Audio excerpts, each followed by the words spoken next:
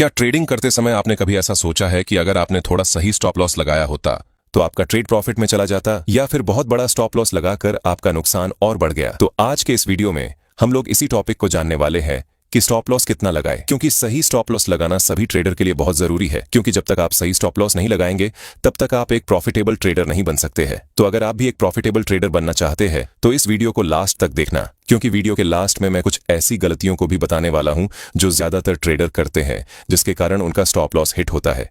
और साथ ही मैं आप लोगों से कुछ ऐसे सवाल भी पूछने वाला हूं जिससे मैं ये जान सकता हूं कि आप लोगों ने ट्रेडिंग को कितना अच्छे से सीखा है।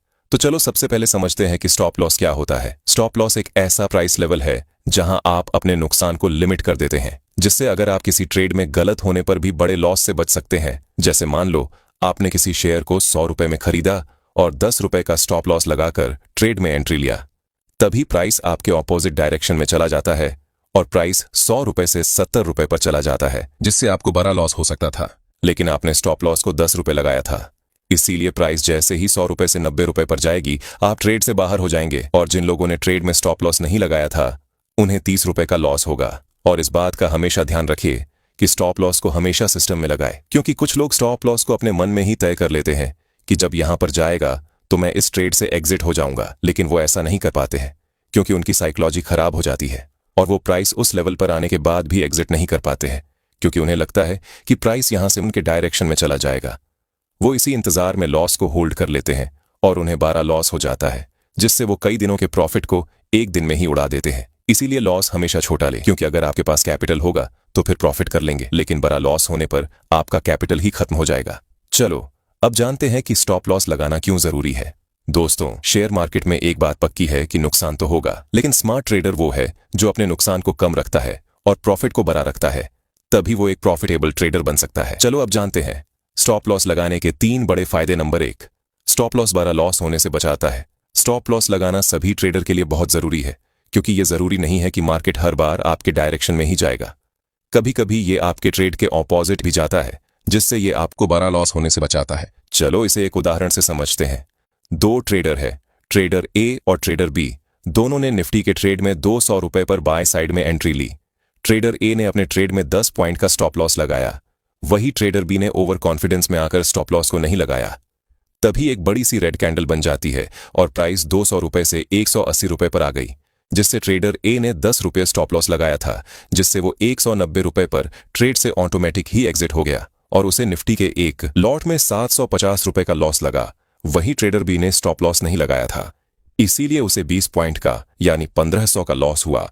दूसरा, इमोशंस को कंट्रोल करता है। ट्रेडिंग में डर और लालच बहुत बड़ा रोल खेलते हैं। स्टॉप लॉस आपके लिए ऑटोमेटिक फैसला लेता है, क्योंकि बिना स्टॉप लॉस के कई बार हम लोग इमोशन में आकर लॉस होने के बाद भी सही जगह एग्जिट नहीं कर पाते हैं, लेकिन स्टॉप लॉस बिना किसी इमोशन के ट्रेड से एग्जिट कर देता है। तीसरा, कैपिटल उड़ने से बचाता है। स्टॉप लॉस आपके कैपिटल को सेव करता है, क्योंकि जब भी हम लोग एक्सपायरी के दिन ट्रेड में एंट्री लेते हैं तो उस दिन प्राइस बहुत तेजी से मूव करती है, जिससे बड़ी बड़ी कैंडल भी बन जाती है, जो मिनटों में हमारे कैपिटल को खत्म कर सकता है।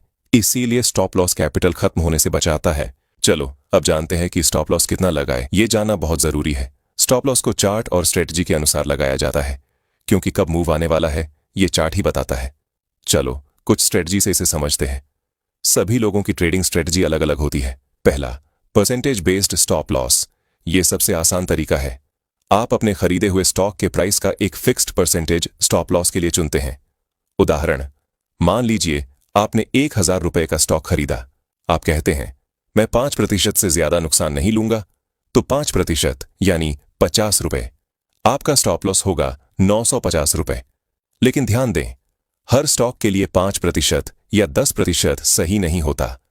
कुछ स्टॉक बहुत ज्यादा ऊपर नीचे होते हैं, तो उनके लिए 5% बहुत कम हो सकता है। दूसरा, technical analysis based stop loss. जैसे सपोर्ट और रेजिस्टेंस पर कितना स्टॉप लॉस लगाए। जैसे अपने सपोर्ट पर कॉल साइड की ट्रेड में एंट्री बनाए, क्योंकि आपको ऐसा लगता है कि यहां से मार्केट ऊपर जाएगा, तो आपको इस सपोर्ट से थोड़ा नीचे स्टॉप लॉस को लगाना होगा, क्योंकि जरूरी नहीं है कि प्राइस वहीं से ऊपर चला जाए, क्योंकि सपोर्ट और रेजिस्टेंस के ऊपर बायर और सेलर के बीच फाइट होता है, जिससे अगर बायर पावरफुल होता है तो वो सपोर्ट से मार्केट को ऊपर लेकर जाएगा, लेकिन हो सकता है कि प्राइस 1-2 बार फिर से सपोर्ट के पास आ सकती है, और अगर आपने सपोर्ट को ही अपना स्टॉप लॉस बनाया है तो वो हिट हो जाएगा। इसीलिए स्टॉप लॉस को उससे थोड़ा नीचे रखें, क्योंकि हमारा लक्ष्य स्टॉप लॉस को हिट करना नहीं बल्कि प्रॉफिट करना है। इसी प्रकार अगर आप ट्रेड लाइन पर अपनी एंट्री बना रहे हैं तो स्टॉप लॉस को ट्रेंड लाइन से थोड़ा नीचे रखें और रेजिस्टेंस के ब्रेकआउट पर ट्रेड ले रहे हैं तो भी स्टॉप लॉस को रिट्रेसमेंट एरिया से नीचे रखें। तो चलो इन सभी उदाहरण से हम लोगों ने तो ये समझ लिया कि स्टॉप लॉस को हमें ऐसे जगह रखना है जहां हिट होने का चांस काफी कम हो। आप इन दोनों तरीकों में से जो बेस्ट लगे उसका उपयोग आप कर सकते हैं। तीसरा,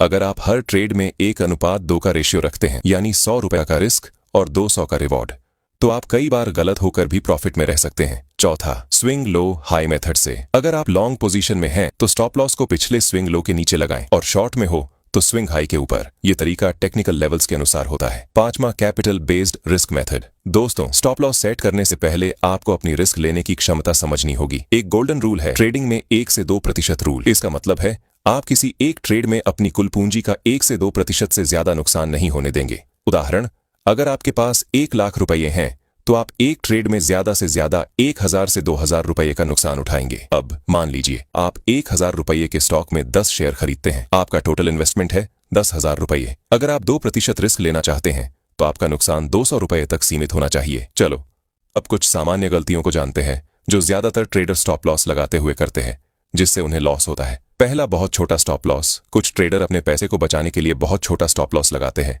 जिससे उनका स्टॉप लॉस बार बार हिट होता है और थोड़ा थोड़ा लॉस कई बार होता है जो मिलकर एक बड़ा लॉस बन जाता है और उन्हें प्रॉफिट भी नहीं होता है। इसीलिए हमें हमेशा लॉजिकल स्टॉप लॉस लगाना चाहिए। दूसरा, बहुत बड़ा स्टॉप लॉस। कुछ ट्रेडर बहुत बड़ा स्टॉप लॉस लगा लेते हैं जिससे उनका स्टॉप लॉस जब हिट होता है तो उनके कैपिटल का एक बड़ा हिस्सा लॉस हो जाता है। तीसरा, इमोशनल होकर कुछ ट्रेडर स्टॉप लॉस को नहीं लगाते हैं जिससे वो एक प्रॉफिटेबल ट्रेडर नहीं बन पाते हैं। चौथा, कुछ ट्रेडर बिना किसी लॉजिक के ही स्टॉप लॉस को लगा देते हैं उनका जितना मन होता है, लेकिन ये बिल्कुल गलत तरीका है। हम लोगों को स्टॉप लॉस को हमेशा ऐसे लेवल पर ही लगाना है जो हिट ना हो और अगर ट्रेड ऑन पोजिट भी चला जाए तो बड़ा लॉस ना हो। तो दोस्तों, आज आपने जाना स्टॉप लॉस क्या है, ये क्यों जरूरी है, सही तरीके से कितना स्टॉप लॉस लगाना चाहिए, साथ ही वो गलतियां जो आपको नहीं करनी चाहिए। लेकिन ट्रेड लेने से पहले इस बात का ध्यान रखें कि कोई भी स्टॉप लॉस तभी काम करेगा जब आप सही जगह पर एंट्री करेंगे। याद रखें, ट्रेडिंग में जीतने वाले वही होते हैं जो अपने नुकसान को छोटे में रोक पाते हैं और यही काम करता है स्टॉप लॉस।